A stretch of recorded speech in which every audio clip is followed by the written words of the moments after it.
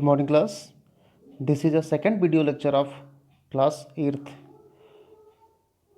chapter crop production and management, and topics were covered introduction and agricultural practice. दो topic हमारे cover हो चुके थे, जिसमें एग्रीकल्चर प्रैक्टिस में मैंने कुछ बताया था आपको, तो वो टॉपिक चल रहा था, उसी को हम कंटिन्यू करते हैं इस वीडियो लेक्चर में। Okay, let's start. इंडिया में क्रॉप को दो पार्ट में डिवाइड कर दिया गया सीज़न के अकॉर्डिंग। अगर हम देखें दो क्रॉप कौन कौन सी हैं, rabi crops and kharif crop.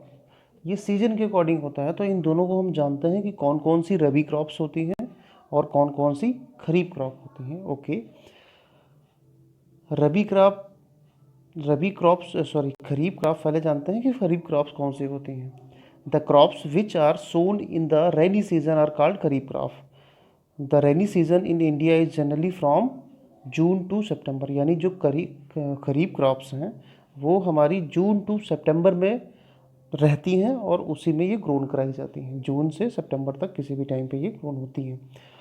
तो खरीफ क्रॉप में कौन कौन से एग्जांपल्स आते हैं, जैसे कि अब आप दिमाग में अपने ये रख सकते हैं कि खरीफ क्रॉप मीन्स जो रेनी सीजन में होती हैं। जो रेनी सीजन में जो भी फसल्स होती हैं आपके दिमाग में होना चाहिए, इतनी नॉलेज आपको हमारे एग्रीकल्चर की होनी चाहिए कि रेनी सीजन में कौन कौन सी जो है फसल्स हमारे खेतों में होती हैं। तो मेनली फसल हमारी पैडी की हो सकती है, पैडी हो सकते हैं, और मेज़, राइस, वही paddy, soybean, sugar cane and groundnut and cotton. ये कुछ एग्जांपल्स हैं जो खरीफ क्रॉप में यानी रेनी सीजन में बोए जाते हैं और उनकी क्रॉपिंग होती है। नेक्स्ट हमारा है रबी क्रॉप, और रबी क्रॉप सेकेंड होती है, यानी सेकेंड सीज़न। जैसे सेकेंड सीज़न जो ये होता है, एक्चुअली ये मोस्टली सर्दियों में होता है। सर्दियों में हमारा होता है ये October to March. The crops which are grown in the winter season are called rabi crop. जो विंटर सीजन में होती है उनको हम बोलते हैं rabi crops. Their time period is generally from October to March, यानी अक्टूबर से मार्च, यानी अक्टूबर में सोन कर दी जाती हैं और मार्च तक कंप्लीट हो जाती हैं, उन्हें हार्वेस्ट कर लेते हैं। For example wheat, Graeme, P, mustard, और ये कुछ एग्जांपल दिए हुए हैं रबी क्रॉप के, आप देख सकते हैं। इस समय देखा जाए रबी क्रॉप की हार्वेस्टिंग कंप्लीट हो रही है, प्रोसेस में है। रबी क्रॉप जैसे वीट, ओट, चिकपी, मस्टर्ड, ब्रोकली, आलमंड्स, या बहुत सारे ऐसे होते हैं जो सर्दियों में बोए जाते हैं, उनकी क्रॉपिंग होती है। तो वो सर्दियों में जो बोए जाते हैं यानी विंटर सीजन में, वो सारी रबी क्रॉप्स होती हैं, और जो रेनी सीजन्स में होती हैं वो सारी खरीफ क्रॉप होती हैं। ओके, तो आप इसको जानें और लिस्ट बनाएं रबी क्रॉप एंड खरीफ क्रॉप। तो नेक्स्ट हमारा टॉपिक है basic practices of crop production. यानी क्रॉप प्रोडक्शन मीन्स जब हम क्रॉप की खेती करने जाते हैं तो उनमें कौन कौन से स्टेप्स इन्वॉल्व होते हैं या कौन कौन सी एक्टिविटी होती हैं जो फार्मर करता है किसी भी क्रॉप को प्रोडक्ट करने के लिए। तो वो हम जानते हैं कौन कौन सी प्रैक्टिसेस हो सकती हैं। सबसे पहले अगर आप लोग ध्यान दें, फार्मर क्या करता है, प्रिपरेशन ऑफ सॉयल, यानी मिट्टी को तैयार करता है, क्योंकि मिट्टी हमारी जब तैयार होगी तभी हम अच्छे से उसमें कोई भी क्रॉप को ग्रो कर पाएंगे, अदरवाइज़ हम उसमें ग्रो नहीं कर पाएंगे। अच्छा, मिट्टी क्यों? क्योंकि मिट्टी में यानी जिस सॉयल में सारे न्यूट्रिएंट्स अवेलेबल होते हैं। सॉयल से ही सारे न्यूट्रिएंट्स जो है जो क्रॉप यानी प्लांट होता है, प्लांट गेन करता है और अपने ग्रोथ में उसको लगाता है। तो अगर मिट्टी में सारे न्यूट्रिएंट्स होंगे, ऑक्सीजन होगी, जैसे सारे न्यूट्रिएंट्स ऑक्सीजन, वाटर या बाकी न्यूट्रिएंट्स होंगे, तभी कोई भी क्रॉप या कोई भी प्लांट अच्छे से ग्रो कर पाएगा।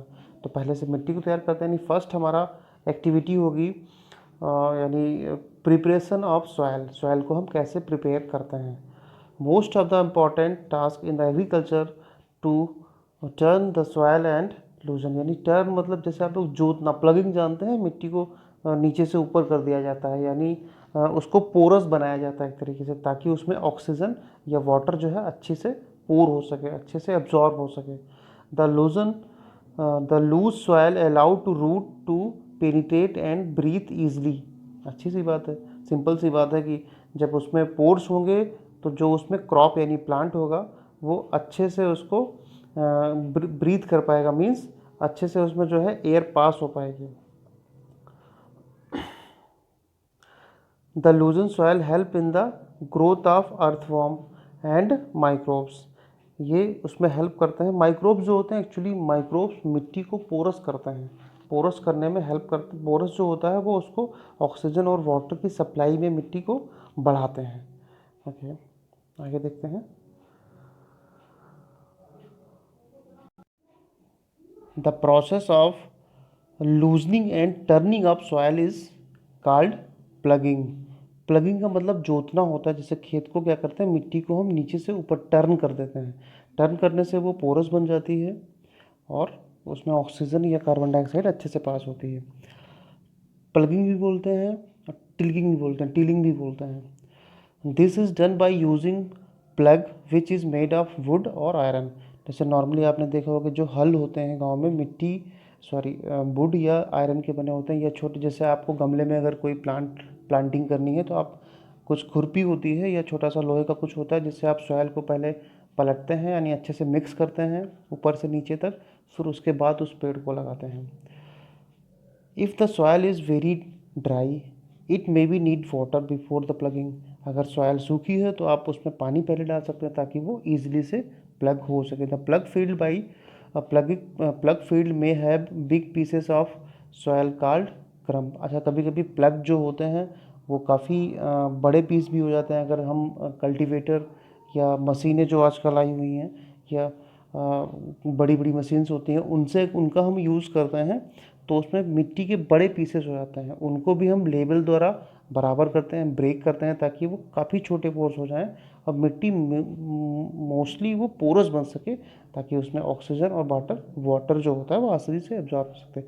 The field is levelled by लेबलर for sowing as well as irrigation, यानी उसको लेबल किया जाता है ताकि इरीगेशन अच्छे से हो सके, पानी का जो लेवल है वो पूरे में इक्वल हो सकते, ऊपर नीचे ना हो ताकि एक जगह पानी कम एक जगह ज़्यादा ऐसा कुछ ना हो। तो सबसे पहला स्टेप इम्पॉर्टेंट होता है क्योंकि इसमें प्रिपरेशन ऑफ सॉयल, यानी मिट्टी को हम प्रिपेयर करते हैं किसके लिए, क्रॉप के लिए। तो देखिए ये कुछ प्रोसीजर्स दिए हुए हैं, जैसे आप सामने देखें तो ये आर्टिफिशियल यानी जो है ट्रैक्टर जो होते हैं उनमें मशीन लगी रहती है, उनसे मिट्टी को नीचे पलटा जाता है।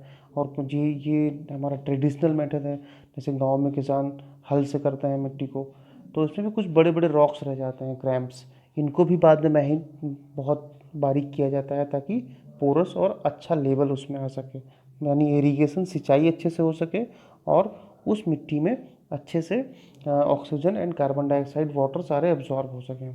ओके, तो ये हमारा इसमें एक टॉपिक कंप्लीट होता है। नेक्स्ट हमारा टॉपिक रहेगा सोइंग। इसके बाद का जो प्रोसीजर होता है वो अब सीड को बोना होता है क्योंकि मिट्टी अब हमारी प्रिपेयर हो चुकी है। तो सोइंग नेक्स्ट वीडियो लेक्चर में हम पढ़ेंगे। तब तक के लिए आप इसको प्रिपेयर करें और इसको अच्छे से समझें। Thank you so much.